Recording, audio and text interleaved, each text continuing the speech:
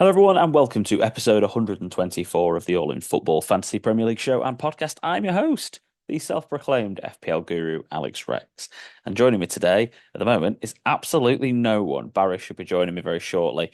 Unfortunately, Scott was busy this week, so he wasn't able to make it for our last podcast of the year. We'll be coming back in January 2025. As you can well imagine, lots of busy things to do over the Christmas period. And as we've done every year in the All in Football podcast, we decide to take a break from at this point in the year and yeah, come back stronger. So today we'll be covering off all four of the game weeks that cover Christmas from game week 17, 18, 19, and 20. But let's get started off with some regular admin. So let me just cover off the managers of the week for this week. And first of all, a big shout out to no Salah, no Haaland, Paul Allnutt with 76 points. Well done to you, Paul. Let me read out your team. We've got Raya, Virgil van Dijk, Pedro Porro, 8 Nuri with the -2 for getting a red card after the final whistle. Saka, Palmer, and Bumo. Son captain, which was a big shout. João Pedro, Cunha, and Isak. So well done to you, Paul. Down 66th in the league, but a great week for you there. And also, manager of the week was friend of the podcast and yeah, regularly near the top of the league, member of the team, Gavin Webb, 76. So well done to you, Gavin, with AJFC, Ryan goal, Kirkes, Milenkovic, Gabriel, Enzo Saka, Mo Salah, captain, Palmer, Jackson, Isak, and Cunha. So well done to you, Gavin. Not your first manager of the week, mate, and I'm sure it won't be your last. And the league still stands with Sam at the top. Sam Kimoni, well done to you, Sam. James Pellett in second. FPL Hardcores, Baz claims is his second team in third. We've got Sam Danby Bailey in fourth. Jack Howcroft in fifth. Nick Shannon sixth. Heather Howcroft in seventh. Heather, you've got to get back ahead of Jack. Come on, you can do it. 10 points better than him last week, so only 6 points behind him now. You're closing him down. Costa, I'm not even trying to pronounce that surname, in eighth. Kieran in ninth and Martin Murray in 10th. And Barry has joined us. Barry, where in the world are you today? Due to there was limited action in car parks, I've actually pulled into a lay-by and there's no action here either. So yeah, I'm in Leicester somewhere in a lay-by. So come and find me if you fancy it. Yeah, great stuff. You'll see a random man in a Christmas jumper in a Tesla. And if you see him recording a podcast, then jump in to say hello. Yeah, just Barry just covered off the podcast admin, and let's get started. Let's get looking at the festive period. So we've got four fixtures, 4 game weeks over this period, 17, 18, 19, and 20.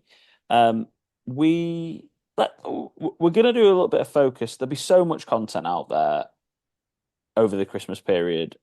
Uh, uh, yeah, covering all sorts of different angles. We're going to predominantly focus on strikers in this podcast, and especially at the beginning bit of this, because I had a look at the predicted points anyway over the period of the next 4 game weeks, and out of the top 10 players, 6 of them top for predicted points were strikers.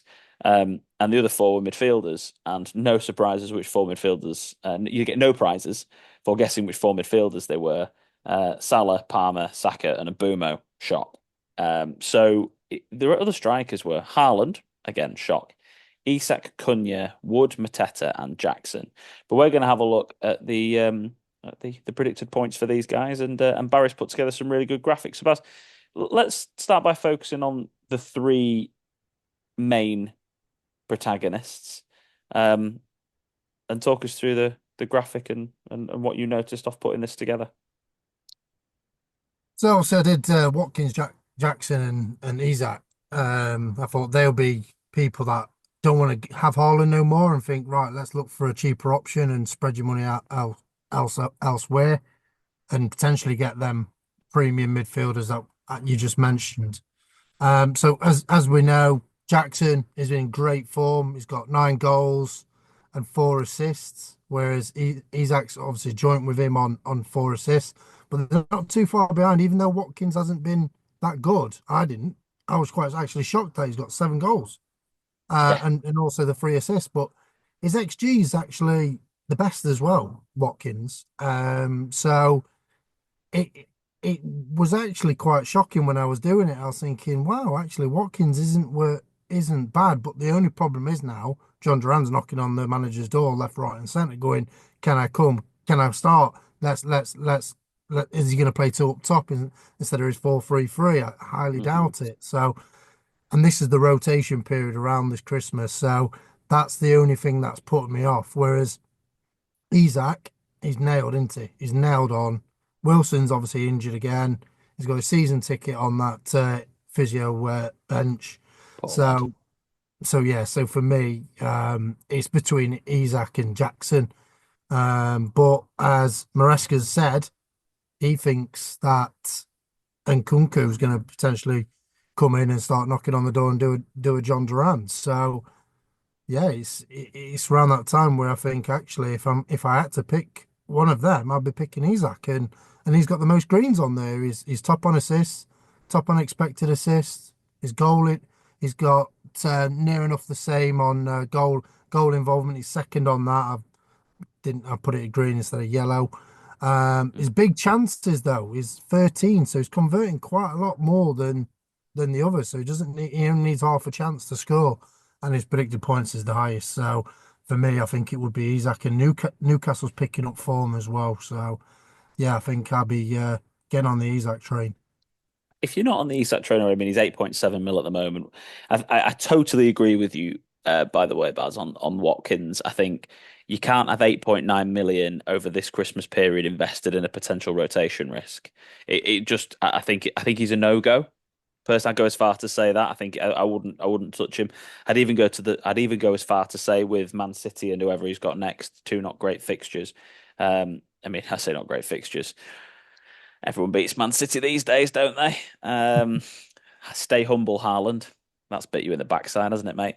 Uh, I still wouldn't be picking, yeah, Watkins at this point in time. Jackson, we saw the rotation against Southampton, didn't we? When they won 5-1 and didn't get any minutes. So is that the start of something to come? I do agree. My temptation was, do I go for Jackson to bring in this week or Cunha? Or do I keep Cunha? Or do I go for one of these other budget strikers that we're going to cover off in a minute? And that's been my conundrum. I completely agree. Yeah, Isak at 8.7. Predicted points is top as well over the next three, 31.3 points. 25.6 for Jackson, 23.6 for Watkins. Um, Isak's definitely the most clinical out of these three, and I agree. I think we're looking at probably the better quality and most nailed striker out of those. I suppose the debate, Barry, when I'll have a look at, I'll bring the fixtures up now anyway that you've done. You can see here that also he's got the best next two fixtures by far compared to the other guys.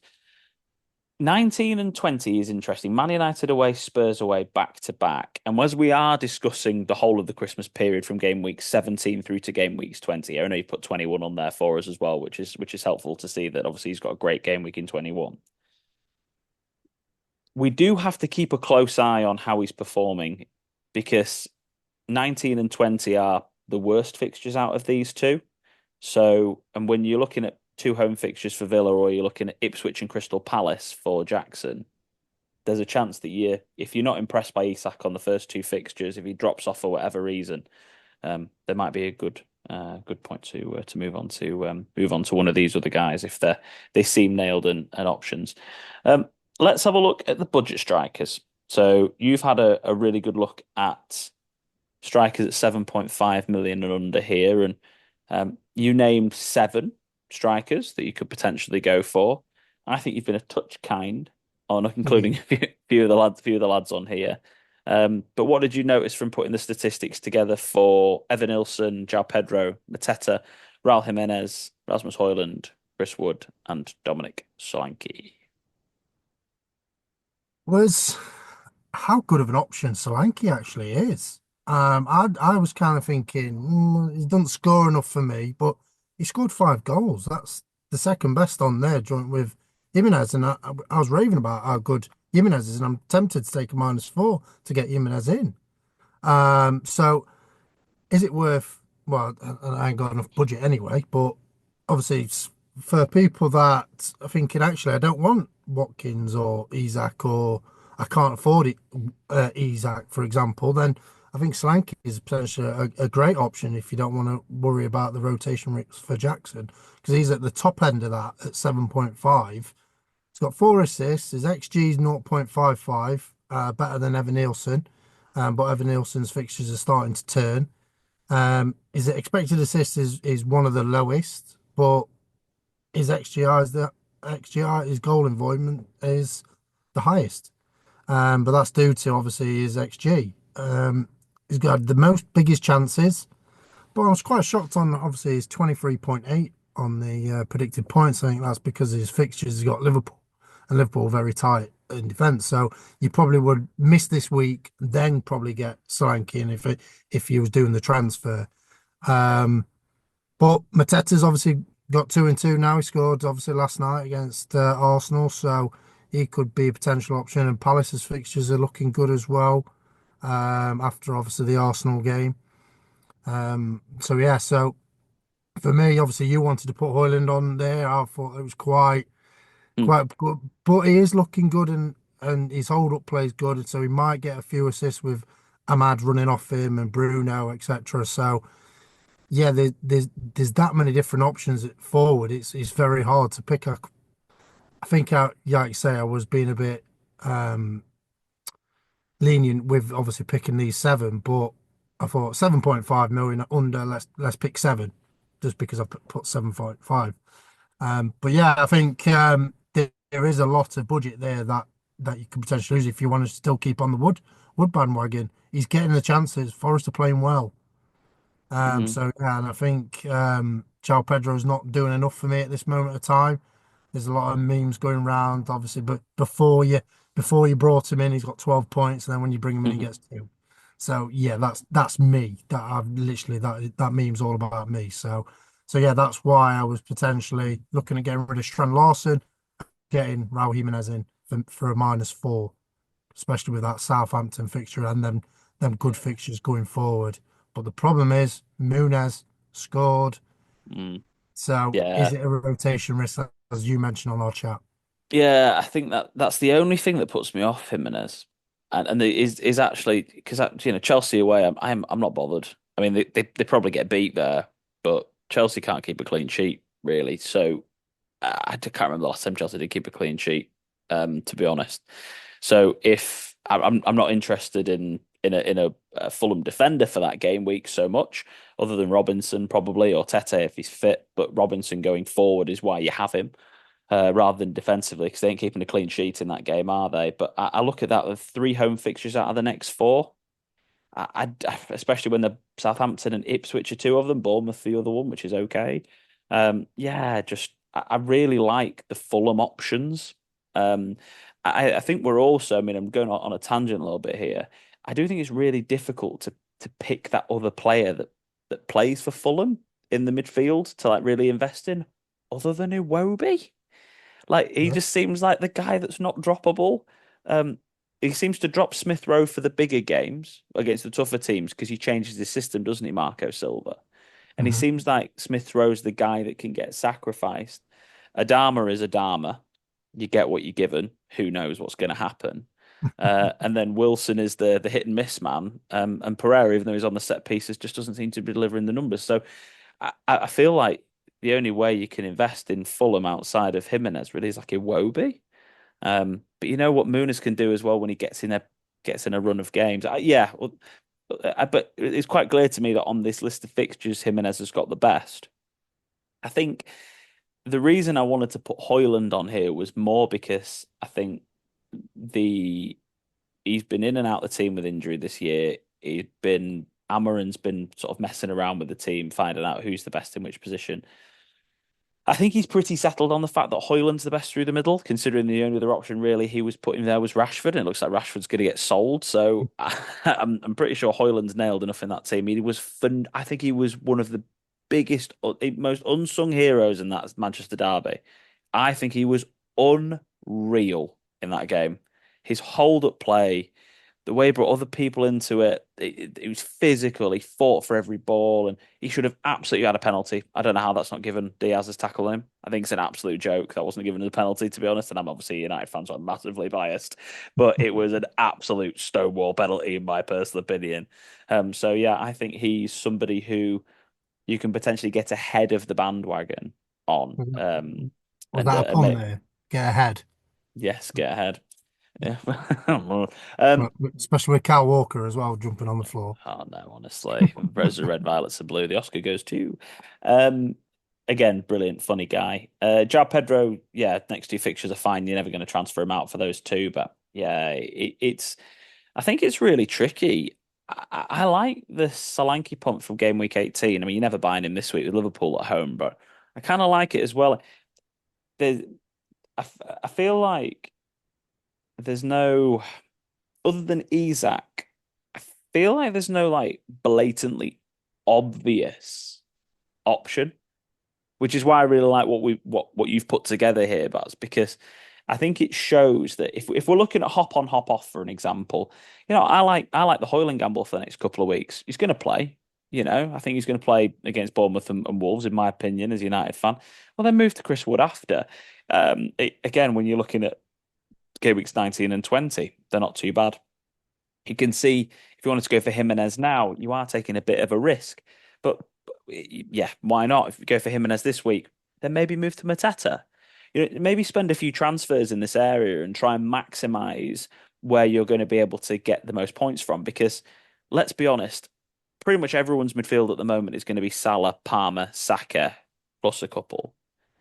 So you can try faff around with those other two in midfield if you want to, but again, everyone's pretty much playing a 3-4-3 at the moment because the amount of striking options we've got and how well they're doing. Like I say, 6 out of the top 10 that predicted points for the next four fixtures are strikers. So I think the optimal position, optimal, sorry, formation is a 3-4-3 at the moment. So if you want to faff around with that fourth midfielder, you can do. But I actually think it's probably where you're going to spend most of your transfers over the Christmas period. Will probably be in the striking area, which is why we all need to get rid of Mr. Eight Nouri as soon as we can do. Um, after his suspension for losing his mind after the final whistle. And we just don't want to be spending money in on defenders really, Bas, if we can help it, do we? No, What's your take? literally, as soon as he got suspended, and then when he got sent off, that just literally made my mind straight away. It was like a rage transfer straight to Robinson. But I was talking about a Chelsea defense, but obviously you soon talked me out of that. And then I did my defending rotation graph, and I actually worked out that Fulham rotate quite well. So I thought, yeah, I'll have Robinson. Thank you very much. Yeah, I think Robinson works really well, to be honest, and he's already gone up in price. And I think it leads me on perfectly to a point I really wanted to make during this period, which is, download apps like Fantasy Football Hub or Fantasy Football Fix. Price change predicting apps are really, really helpful to try and get ahead of the curve. Prices are going to change left, right, and center over the next 4 weeks. So trying to keep ahead of this, you could easily make an extra £500,000 to £1 million worth of team value. And when I say make £1 million worth of team value, I'm not saying you could make a million. You could stop yourself from losing the point ones. You could probably, which would make a big difference. You could definitely be net up that amount if you're proactive in terms of your transfers. Isak going up tonight. So's Jackson. I'm making that decision tonight on what I'm going to do in terms of attackers from that perspective. And what I mean by that is if I don't go tonight, it means I'm not going for Jackson. But this is also on there as well with his form and Boom and Vista combining again last night to get through in the Carabao Cup. Then you've got players like Semenyo, Romero, Face, who weirdly has been dropped. How Vestergaard's in that team over Face. Vestergaard and Cody Van Nistelrooy's picked over Face. What a weird thing that was. Both are Uh, solid, aren't they? The yeah, two hard centre halves that very hard to get past, shall we say? So it's yeah, Vestergaard, the slowest man ever on FIFA.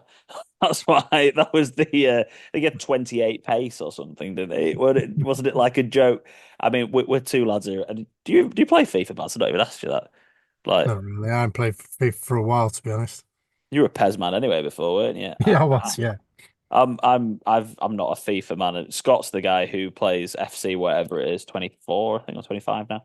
Yeah, Vestergaard historically was really slow, but anyway, whatever. I think this is where you'll be, yeah, investing the trust, but keep an eye on those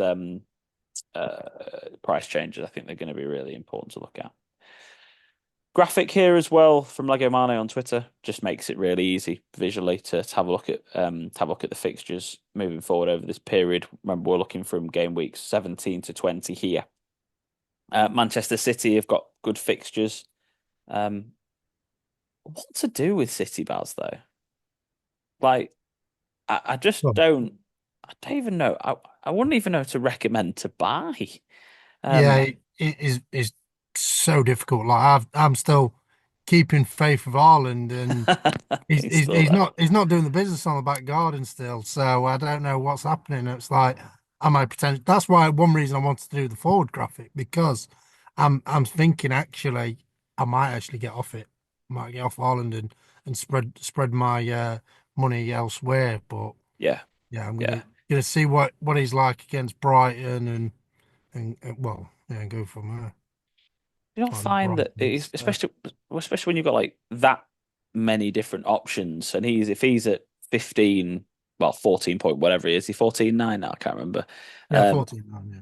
14.9, and then you've got the ability to be able to then split the funds between potentially two to three of the strikers that you could pick. It just makes such a huge difference, doesn't it, over that period? Um, Arsenal, Arsenal in here as well. Good fixtures, 18, 19, and sorry, 17, 18, 19. They've got obviously just a good run generally. Again, finding it really hard to recommend anyone outside of Saka in terms of attacking, though, from a returns perspective. What I will say is that they've kept three clean sheets in the last five since the wild card, and having a double Arsenal defence. I mean, I missed out on one of those with Gabriel's injury, but having double Arsenal defence has paid dividends for me. And I Mhm. think that that's probably as boring as it is where I'd recommend everyone to go. I've got Raya, Gabriel, and Saka, and Saka's the one that's annoying me the most. So I'm most happy with those two. So I'm looking at keeping those. And again, the obvious, we've got Liverpool with good fixtures. Uh, I mean, it, Liverpool are again though it's really difficult.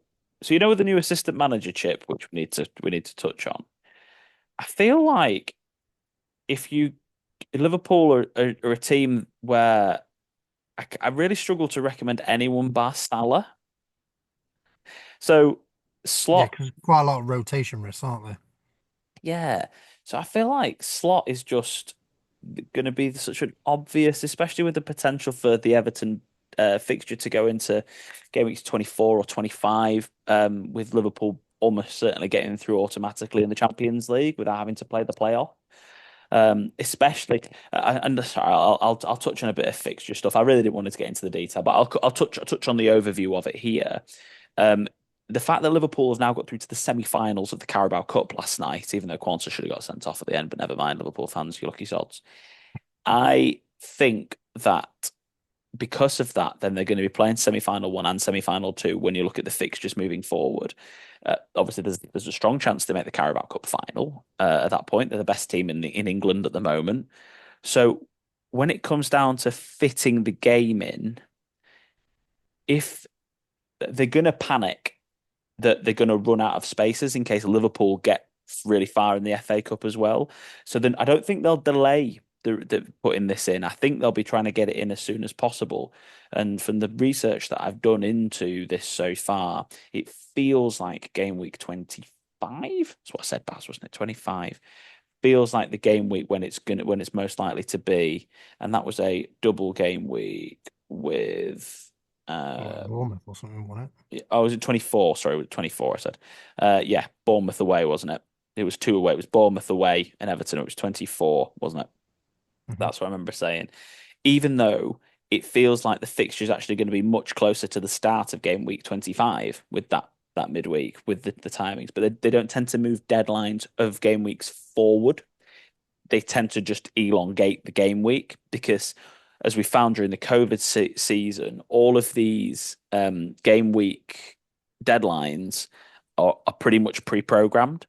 So as we went through the COVID season, if everyone remembers when they played, the deadline still occurred, and we went into game week 39, game week 4, and it went like that. So the deadlines will stay pretty similar. But I think we're looking at probably a double game week Bournemouth away, and with the assistant manager chip, there'll be no other double game weeks around there. So as long as you don't want to try and wildcard as well, because you can't use another chip at the same time as you're using the assistant manager chip for those 3 game weeks, you can only have this chip active.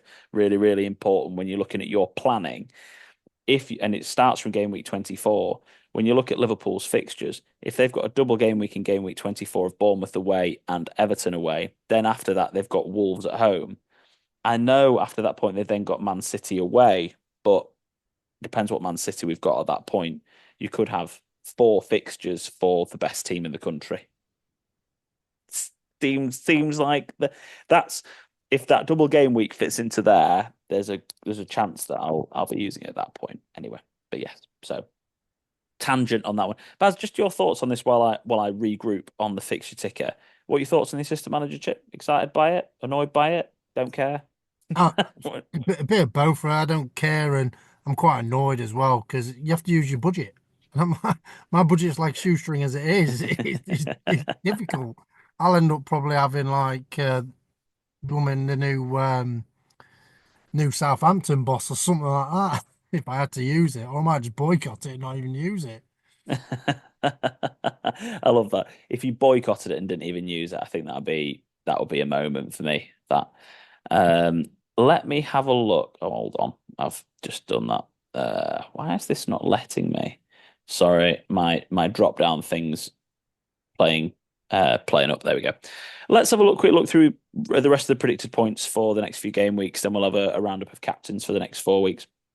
So in terms of goalkeepers, no surprise, Allison, Raya, Martinez, Edison, all at the top, relatively standard. Forster's right up there at 4.3. Any idea when Vicaria's back? He's going to miss the whole Christmas period, isn't he? Yeah, I think he is. Yeah, his ankle. I think so. Yeah, he could. You don't know because obviously it's difficult with all the ligaments and stuff like that. So yeah, it's still not confirmed an expected date back. So watch that Uh, space. When you're looking at 16 and 16.9, I mean, obviously Allison's probably the other player you could bring in if you were looking for a Liverpool player defensively. He's right up there. And he's only 5.4 as well compared to Raya's 5.6. He's the top by far, 16.9 predicted points over the 4 game weeks. But yeah, Forster at 4.3 is quite good value. You got to make your way down to like Muric at 4.4 and Flecken at 4.5. But yeah, I mean, if you're looking for a budget keeper, Forster at 4.3 isn't the worst shout in the world. To try and rotate maybe someone like Fabianski, because when you have a look as well at the fixtures, West Ham's next 2, they've got Brighton at home and Southampton away.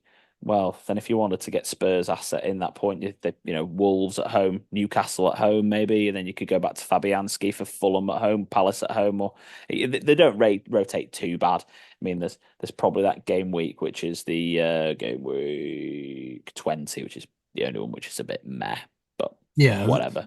yeah. It's one of them. You got to look at save points as well. And Fabianski's pulling off save after save after save. Yeah, he throws in a few, but yeah, it's one of them where it's like it's Hermansen at Leicester. Obviously, he's injured as well, so he Yeah. was picking up save points left, right, and centre. But now he's injured. It could be jumping on the Danny Ward train again. But That'll bring back memories. But yeah, I do think that if you're trying to save money in your goalkeepers, let's say you've got a wild card left, well, why not? Forster and Fabianski are your cheapest 2 goalkeepers, and they don't rotate too bad. So why not? Because to be honest, let's be honest, if you're not having Raya or Allison, I probably would just go as budget as is possible in goalkeepers anyway, because none of them are scoring any points, and yeah, and even when they are, good luck predicting it. Yeah, just best of luck. yeah, Because we've got 2 people on the screen right here that had goalkeeper rotations from game week 1 through to like 12, and we both got them 10 out of 12 wrong.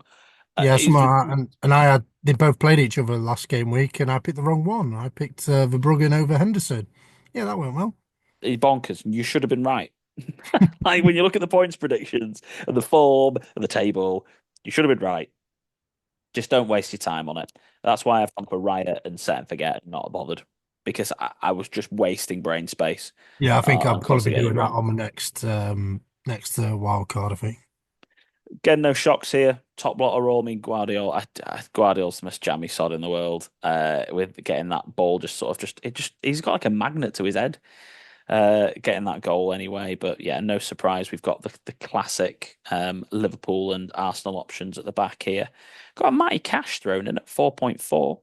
Um, Considering he's not a nailed starter, I think that's a very interesting predicted points moment.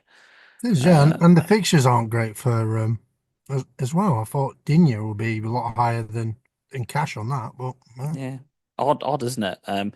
We've got Kirkez up here at 4.7. No surprise there, I don't think, especially with Man U, Palace, Fulham, and Everton, the next four.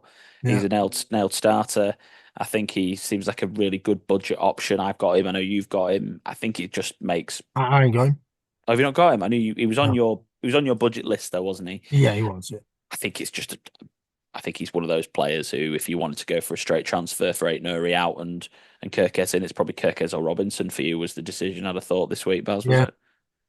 I could have gone And crazy and gone like Augusto, but I was like, like as you mentioned, and speak of the devil, he pops up.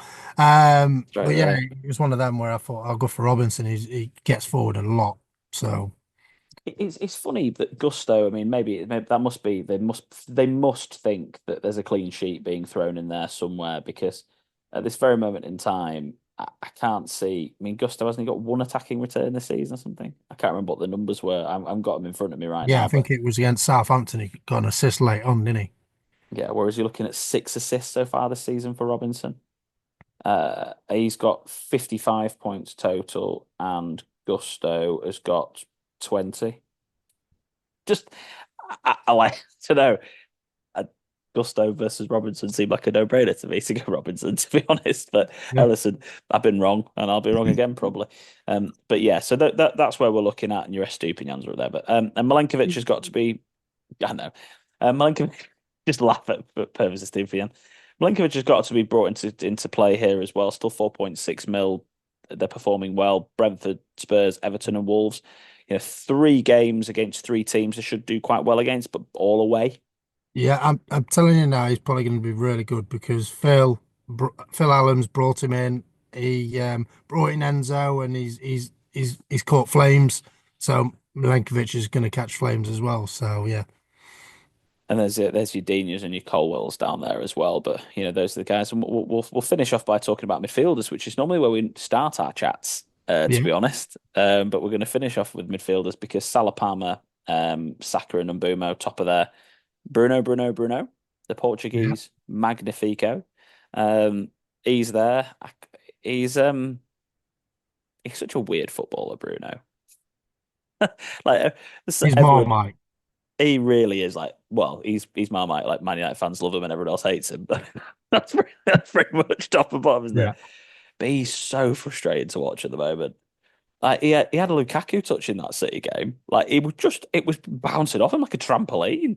He was really weird. He was an odd, and then he just does brilliant things. He's so inconsistent. But again, if you've got him, he's obviously a hold. Bournemouth at home, Wolves away. he's on set pieces as well in a free kicks and pens. So that's always a good one. It is. Even though Ahmad looked incredible.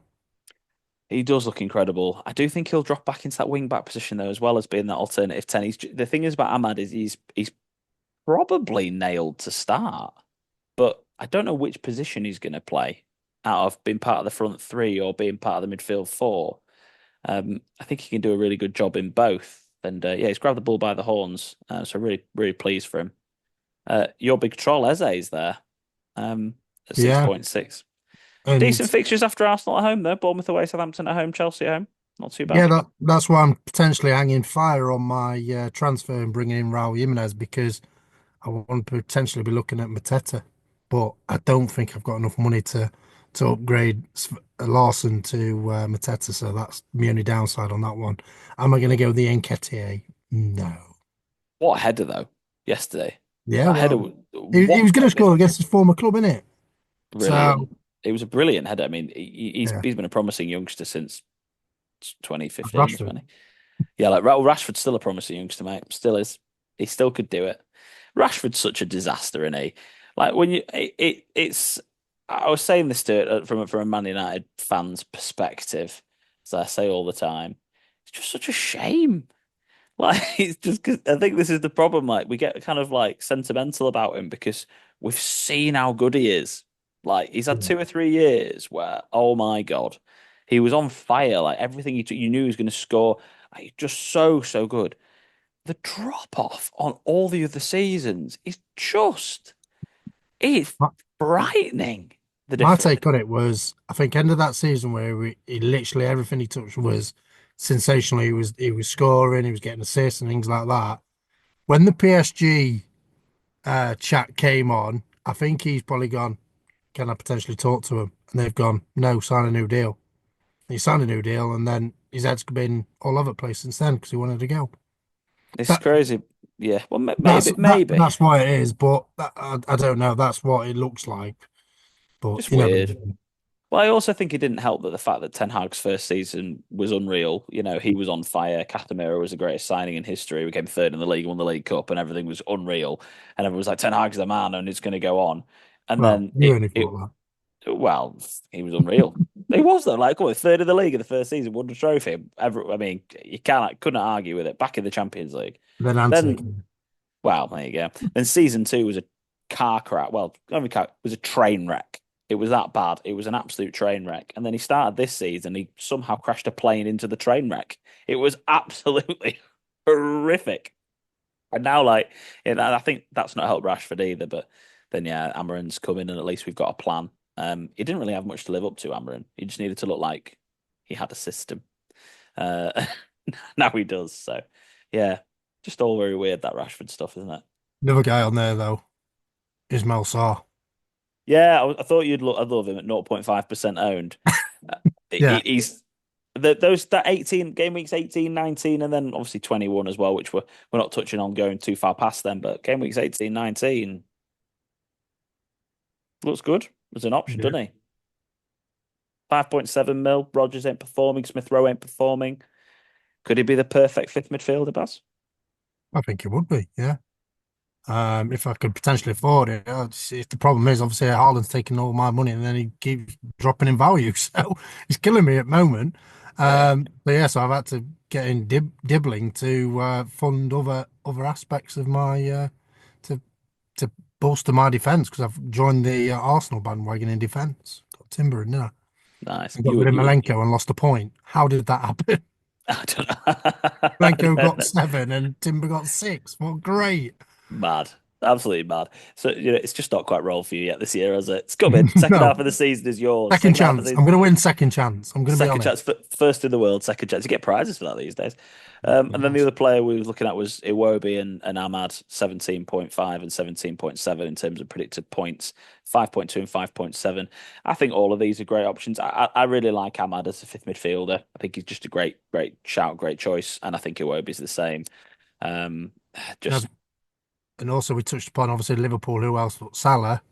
Diego Jota's back in he. Jota. He is back at 7.2 mil. I love Jota. I think he's so clinical. I mean, I obviously beginning of the season screwed everyone over and went Jota over Diaz on the podcast at the start of the season, which was obviously ended up being wrong. But yeah, he's just He class. started. He started well though, didn't he? And then he got injured, and then obviously he scored, and he looked good when he came on it against Southampton. But everyone looks good when they come on against Southampton, so it's not Bye bye hard to buy Russell. one. Yeah, Well, well, now Russell Martin's gone, he might make it. They might become a bit more solid. And let's quickly touch on the new manager situation. O'Neill obviously gone. The biggest matter of time in the world. I think he was going to get fired ever since they lost El Sacchio to West Ham, weren't they? Really, let's be honest. And then final nail in the column Coffin when they lost to Ipswich, which is a disaster. Yeah, new manager comes in. Let's see how they get on there. Fixtures are horrific. After this week, it's Wolves have had their amazing run fixture, and after this week, Leicester away. Then they've got Man U at home, Spurs, Forest, who are obviously fourth in the league. yeah, That's awful. Newcastle away, Chelsea away, and Arsenal at home. yeah. Good luck, Victor Pereira. Welcome to the Premier League. I mean, Wow. I think I'm really tempted to hold Cunha for this week if he holds his If he's not bad. price. And it, This is the thing. He's been charged, but is he banned? I'd be shocked if he isn't. Don't know yet. If he's banned, then fine. But I haven't seen anything other than I've only seen charged, which is nuts, really, because obviously Aitner got sent off after and got a red card. So will it class as a ban? Who knows? They are appealing it. Will the appeal last so he can play against Leicester and then was appeal start? You just don't know, but it's something to keep an eye on. But yeah, I mean, if he gets banned, he's obviously a sell, Also, especially. also talking about Cunha as well. He's been liking a lot of Man United posts as well. Well, desperate to get a pay rise Speculation. and go retire somewhere. I think just take to get a big pay rise and leave. Yeah, I'll final thing on the Rashford thing. We're obviously going to end up selling him for PSR anyway, aren't we? He's on 15 million quid a year and it's pure Yeah. profit. So if you can realise money from him, it's going to be the way it goes. Um, and then yeah, wait and see what happens with Southampton because they've actually got quite good fixtures coming up, really. Fulham, West Ham, Palace, Brentford, Man U, and then well, I think it's Man U, Forest, Newcastle. But next four are you can try Quite and get a few decent. points from there, especially with Brentford away, Brentford at home. Archer, Sorry, Archer took his goal well as well. yeah, great. I mean, they did. I don't know what Bradley and was it Quadso were doing. I mean, they just sort of It ran out wasn't of his Bradley, way. it was Morton, wasn't it? Because Bradley's Was it injured. Morton? Morton. Sorry, there you go. You did watch the game, Baz. To be fair, so I should go with you on that one.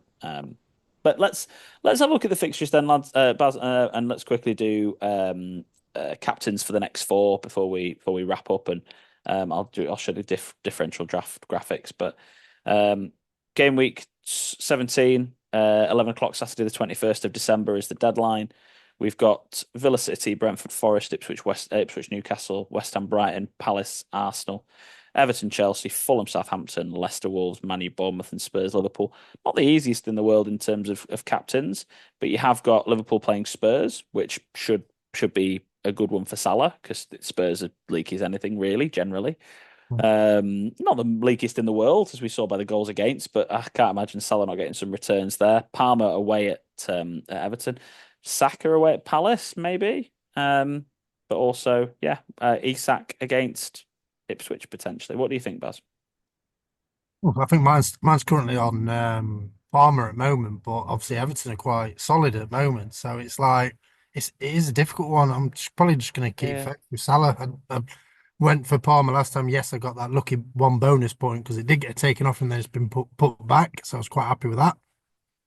So yeah, so I think I'm just going to go right Salah. I think he's playing incredible at the moment. So why not just get it on yeah. him? It's Salah or Isak for me on those And two. if you want to go crazy, you could probably go for a Fulham player, a Wobie or Yeah, something like well, why not? I think Iwobi would be the man you would go for because of the rest of all rotation risks. Then it's the Boxing Day fixtures, which I won't go through, but the deadline is Boxing Day at 11 a.m. On these ones, again, it's Salah at home to Leicester, isn't it? Surely at 8 o'clock, or that. Saka at home to Ipswich. But it's Salah over Saka. You're always going for Salah, aren't you? Yeah. Fulham aren't too bad defensively as well, so I mean Palmer potentially an option. It It, should it, be Haaland. yeah, yeah, about to say you're dismissing Haaland there as well, but It should obviously be all it should, day, shouldn't it? yeah, But it's not. You never captain him at home against a solid Everton team, especially with the takeovers just happened. It should be all buoyant over there at the moment. But yeah, I mean it's Salah at home to Leicester, isn't it? That yeah. that's the main one. It's going to be Salah over Saka all day long. Then you've got Sunday the 29th of December at 1 o'clock. Again, Man City are playing Leicester. Should be a Haaland, but it probably won't be again.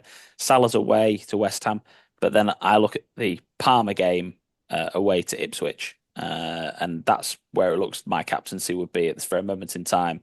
It looks like at the moment that's where I would be. Any further thoughts on that one, Baz? I'd probably be on Salah because West Ham is struggling. I suppose so, and they are live on Sky. And it's a good shout, that really. Yeah, I suppose they are. Depends Ipswich and If Man City start performing.